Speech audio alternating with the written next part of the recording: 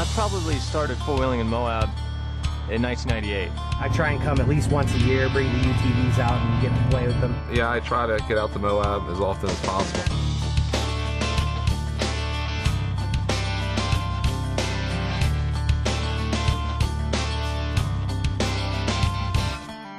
John Deere invited us out to Moab to come test this new RSX 850. When I think of the John Deere Gator, I think of a utility vehicle that would be used on the farm. Well, you know, when you hear John Deere Gator, typically in my head I think farming. First thing that comes to mind is workhorse, you know, utility. But this is not Mama's Gator. This thing is awesome. 7 Mile Rim is a fantastic trail for this area. It has basically sand where you can go incredibly fast, rock steps for more technical driving, and the overviews are just spectacular. It's Gator time. It was awesome. I mean, you get a little bit of everything. You know, we had the graded rally roads that were real fun in two-wheel drive, try and throw it in sideways. We had the sandy washes, just ripping through there and, you know, going up the switchbacks and berming it up. And then we got into some rocks and got a chance to really experience what I think Moab's all about, which is doing some slick rock crawling. My first impression, both visually and then in driving the new RSX 850i, is it's a very well-made, well-designed vehicle. Got on the straightaway, got it up to about 51 miles an hour today, and I think I could have went faster if there wasn't a guy in front of me. But it had lots of power. You won't need any more power than that. The instant acceleration was so nice. You didn't have to spool it up and wait for it to respond when you're in the stand. The power was instant and it was there, and it wasn't just horsepower, it was torque. The vehicle actually moved the second you started putting your foot into it. And that was really nice, especially in the deep sand. Or if you'd bang up against a huge rock and it'd start to go over, and there's that moment of truth where, are we going forward or are we going back?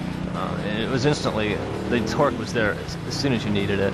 I was totally blown away at the smoothness of acceleration, the throttle response, and I love the throaty V-twin sounds.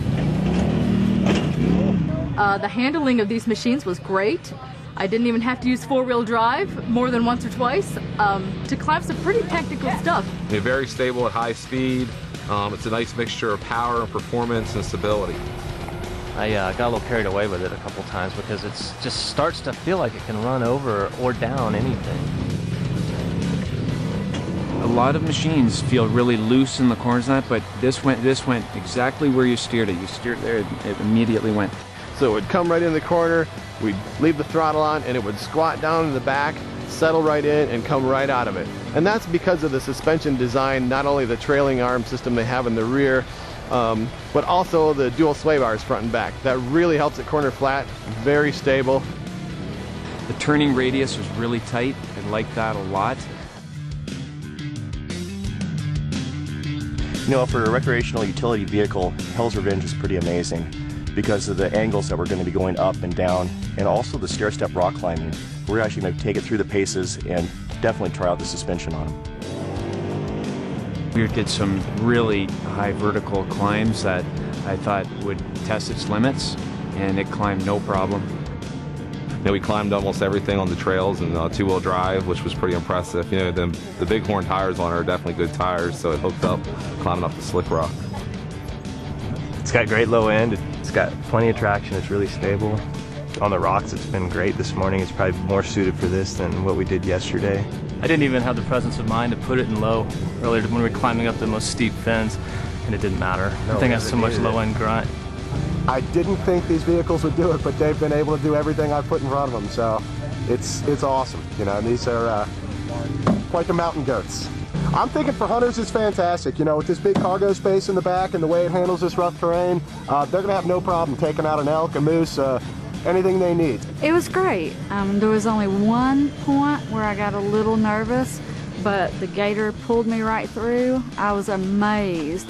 I've never been on a machine that I felt comfortable with, that I would do anything like what we did today. It's amazing. I got to get one of these. These things just changed the whole game. It flipped the script on the whole slick rock experience because you can do so much, and it's so much higher speeds than you can on a full-size vehicle. It's amazing. This has been a pleasant surprise all the way through. as compared to the old Gators, and this is night and day. These things are fantastic. Total overachiever in my mind, and definitely an exciting vehicle, and very excited to see John Deere come to bat with something like this. This is to raise the bar for everybody. John Deere's new RSX 850i is a whole new species of Gator, no doubt about it.